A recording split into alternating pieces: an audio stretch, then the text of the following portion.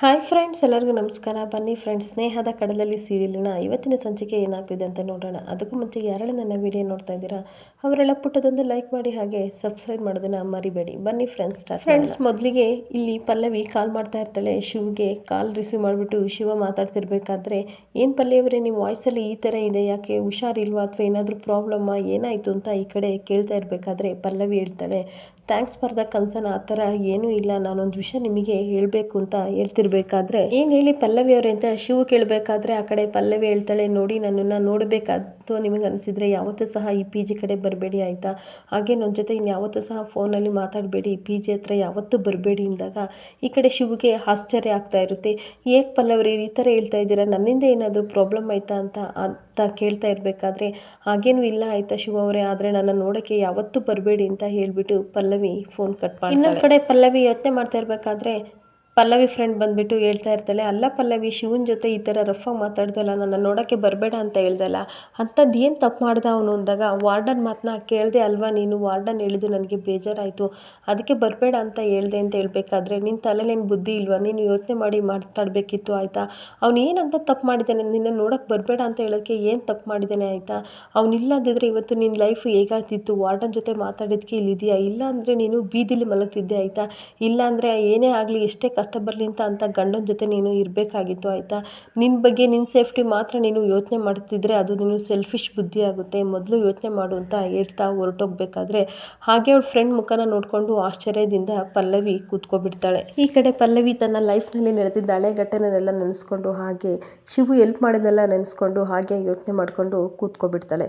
ಇನ್ನೊಂದು ಕಡೆ ಶಿವನು ಸಹ ಯೋಚನೆ ಮಾಡ್ತಾ ಇರಬೇಕಾದ್ರೆ ನನ್ನ ಫ್ರೆಂಡ್ ಹರಿ ಕೇಳ್ತಾನೆ, ಯಾಕೆ ಶಿವ ಈ ಥರ ಯೋಚನೆ ಮಾಡ್ತಿದ್ದೀಯಾ, ಪಲ್ಲವಿ ನನ್ನ ನೋಡೋಕ್ಕೆ ಬರಬೇಡ ಅಂತ ಹೇಳಿದ್ಲಲ್ಲ, ಅದಕ್ಕೋಸ್ಕರ ನೀನು ಯೋಚನೆ ಮಾಡ್ತಿದ್ದೀಯಾ ಅನ್ಬೇಕಾದ್ರೆ ಇನ್ನೊಬ್ಬ ಫ್ರೆಂಡ್ ಹೇಳ್ತಾ ಇರ್ತಾನೆ, ಹುಡುಗಿರೆಲ್ಲ ಅಷ್ಟೇ ಕಣೋ, ಕೆಲಸ ಆಗೋವ್ರಿಗೂ ಅಷ್ಟೇ ಹುಡುಗರು ಬೇಕು, ಆಮೇಲೆ ಕೈ ಬಿಟ್ಬಿಡ್ತಾರೆ, ಈ ಹುಡುಗಿರನ್ನ ನಂಬಾರ್ದು ಅಂತ ಹೇಳ್ತಿರ್ಬೇಕಾದ್ರೆ ಶಿವು, ಸುಮ್ಮನೆ ಇರೋ, ಬಾಯಿ ಮುಚ್ಚು, ನೀನು ಏನೇನೋ ಹೇಳ್ಬೇಡ ಆಯಿತಾ, ಅವಳೇ ನನ್ನ ಗರ್ಲ್ ಫ್ರೆಂಡ್ ಏನೋ, ಅವಳು ಜಸ್ಟ್ ಫ್ರೆಂಡ್ ಆಯಿತಾ, ಪಲ್ಲವಿಗೆ ಏನೋ ಬಲವಾದ ಕಾರಣ ಇರಬೇಕು, ಅದಕ್ಕೋಸ್ಕರ ಅವಳು ನನ್ನನ್ನು ನೋಡೋಕ್ಕೆ ಬರಬೇಡಿ ಅಂತ ಹೇಳಿದಾಳೆ ಅಷ್ಟೇ ಅಂತ ಶಿವು ಹೇಳ್ತಾ ಇರ್ತಾನೆ. ನೋಡ್ರು, ಅವಳು ಒಳ್ಳೆ ಫ್ರೆಂಡ್ ಆಯಿತಾ, ಆದರೆ ಆ ಹುಡುಗಿಗೆ ಒಂದ್ರ ಮೇಲೊಂದು ತುಂಬಾ ಕಷ್ಟನೇ ಬರ್ತಾ ಇದ್ದಾವೆ, ಆ ಕಷ್ಟನ ನನಗೆ ಸಹಿಸೋಕ್ಕಾಗ್ತಿಲ್ಲ, ಅವಳಿಗೇನಾದರೂ ನಮ್ಮಿಂದ ಹೆಲ್ಪ್ ಆಗಿದ್ರೆ ಮಾಡೋಣ ಅಂತ ಬಂದೆ ಅಷ್ಟೇ, ಆದರೆ ಅವಳೇ ನಮಗೆ ಕಾಲ್ ಮಾಡಬೇಡಿ ಅಂತ ಹೇಳ್ತಿರ್ಬೇಕಾದ್ರೆ ನಾವೇನು ಮಾಡೋಕ್ಕಾಗುತ್ತೆ ಹೇಳು, ಹಾಗಂತ ನಾವು ಸುಮ್ಮನೆ ಇರೋಕ್ಕಾಗಲ್ಲ, ನಾವೇನಾರು ಅವಳಿಂದ ದೂರ ಇದ್ದರೆ ಆ ಕೆಟ್ಟ ಇಂದ್ರಜಿತ್ತು ಅವನು ವರ್ತನೆ ಅವಳ ಮೇಲೆ ಇನ್ನೂ ಹೆಚ್ಚಾಗಿ ಪ್ರಭಾವನ ಬೀರುತ್ತೆ, ಅದನ್ನು ಆ ಥರ ಆಗೋಕ್ಕೆ ನಾವು ಬಿಡಬಾರ್ದು ಅಂತ ಶಿವು ಅವನ ಫ್ರೆಂಡಿಗೆ ಹೇಳ್ತಾ ಇರ್ತಾನೆ.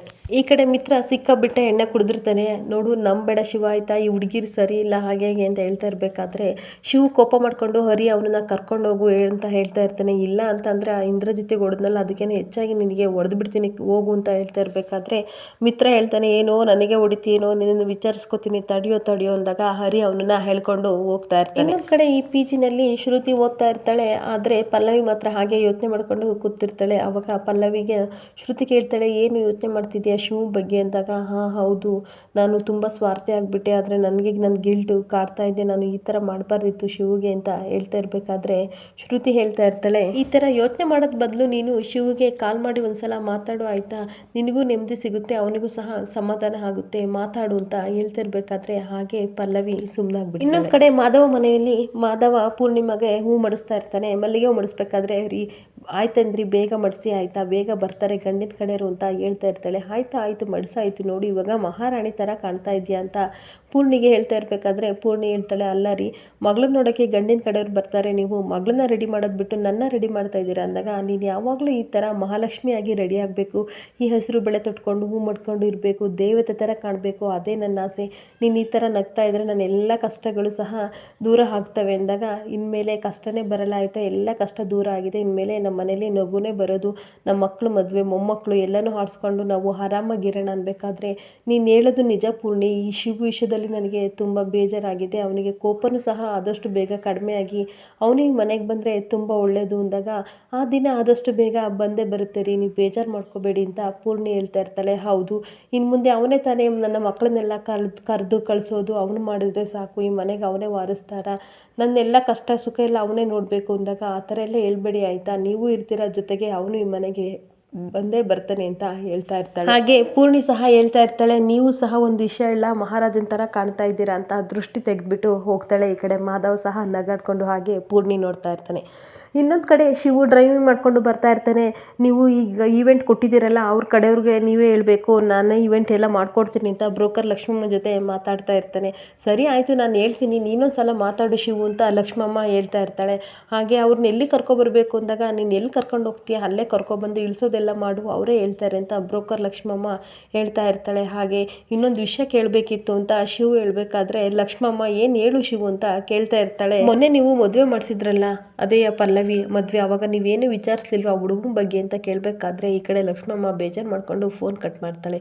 ಆದರೆ ಶಿವು ಅನ್ಕೋತಾನೆ, ಈ ಅಜ್ಜಿ ಈ ವಿಷಯ ಕೇಳಿದ ತಕ್ಷಣ ಕಟ್ ಮಾಡ್ತಿದ್ರಲ್ಲ, ಎಲ್ಲಿ ಹೋಗ್ತಾರೆ, ಸಿಗ್ತಾರೆ, ನಾನು ಆಮೇಲೆ ನಾನು ವಿಚಾರಿಸ್ಕೋತೀನಿ, ನಾನು ಹುಡ್ಕೊಂಬರ್ತೀನಿ, ಫಸ್ಟು ಈ ಬಂದಿರೋ ಕೆಲಸನ ಮುಗಿಸ್ಕೊಳ್ಳೋಣ, ಈವೆಂಟ್ ನನ್ನ ಕೈಗೆ ಸಿಗಲಿ ಆಯಿತಾ, ಆಮೇಲೆ ನಾನು ಈ ಅಜ್ಜಿನ ಮಾತಾಡಿಸ್ತೀನಿ ಅಂತ ಅಂದ್ಕೊಂಡು ಡ್ರೈವ್ ಮಾಡ್ಕೊಂಡು ಹೋಗ್ತಾನೆ. ಇನ್ನೊಂದು ಕಡೆ ಲಡ್ಡು ತನ್ನ ಅಕ್ಕ ಪಲ್ಲವಿನ ನೋಡೋಕ್ಕೆ ಅಂತ ಬಂದಿರ್ತಾಳೆ. ಆ ಕಡೆಯಿಂದ ಪಲ್ಲವಿ ಬಂದುಬಿಟ್ಟು, ತಗೋ ಲಡ್ಡು ನಿನಗೋಸ್ಕರ ತಿಂಡಿ ತಂದಿದ್ದೀನಿ ಅಂದಾಗ, ಏನಕ್ಕ ನೀನೇ ಮನೇಲಿಲ್ಲ ಅಂದಮೇಲೆ ಈ ತಿಂಡಿ ತೊಗೊಂಡು ನಾನು ಏನು ಮಾಡಲಿ ಅಂದಾಗ, ನಾನು ಯಾವಾಗಲೂ ಸಹ ಕೆಲಸದಿಂದ ಬರಬೇಕಾದ್ರೆ ನಿನಗೆ ತಿಂಡಿ ತರ್ತಿದ್ದೆ ತಾನೇ, ಹಾಗೆ ತಾನೇ ನಾನು ತಂದಿರೋದು ಅಂದಾಗ, ನೀನು ಮನೆಗೆ ಬರಲ್ಲ ಅಂತೀಯ, ಪಿ ಜಿಯಲ್ಲಿ ಇರ್ತೀಯ ಅಂತೀಯ, ನಮ್ಮ ಕಷ್ಟ ಎಲ್ಲ ನಿನಗೆ ಅರ್ಥ ಆಗಲ್ವ, ಅಪ್ಪ ಅಮ್ಮ ಎಷ್ಟು ನೋವು ಪಡ್ತಿದ್ದಾರೆ, ಪ್ಲೀಸ್ ಬಾರಕ್ಕ ಅಂತ ಕರಿತಿರ್ಬೇಕಾದ್ರೆ ಪಲ್ಲವಿ ಹೇಳ್ತಾಳೆ, ನನ್ನ ಮನೆಗೆ ಬಂದರೆ ಎಲ್ಲರೂ ಸಹ ಒಂದೊಂದು ಚುಚ್ಚು ಮಾತಾಡ್ತಾರೆ, ಅಕ್ಕಪಕ್ಕದವ್ರ ಮಾತು ಕೇಳೋಕ್ಕಾಗಲ್ಲ ಆಯಿತಾ, ಅದಕ್ಕೆ ಅಪ್ಪ ಅಮ್ಮನ ಖುಷಿನೇ ನನಗೆ ಇಷ್ಟ, ಅದಕ್ಕೆ ನಾನು ದೂರ ಇದ್ದೀನಿ, ನಿಮ್ಮನ್ನೆಲ್ಲ ಬಿಟ್ಟು ನನಗೂ ಸಹ ಪಿ ಜಿಲಿ ಇರೋಕ್ಕಾಗಲ್ಲ ಅಂತ ಹೇಳ್ತಾ ಇರಬೇಕಾದ್ರೆ, ನೀನು ಹಂಗೆ ಅಂದ್ಕೊಂಡಿದ್ದೀಯಾ, ಅಮ್ಮ ತುಂಬಾ ನಿನ್ನನ್ನು ಪ್ರೀತಿ ಮಾಡ್ತಾರೆ, ಆದರೆ ಮಾತು ಹೊರಟು ಅಕ್ಕ ಅಂತ ಹೇಳ್ತಾ ಇರ್ತಾಳೆ. ಅದು ನನಗೆ ಗೊತ್ತು, ನಮ್ಮಮ್ಮ ನನ್ನ ಮೇಲೆ ಪ್ರಾಣನೇ ಇಟ್ಕೊಂಡಾರೆ ಲಡ್ಡು,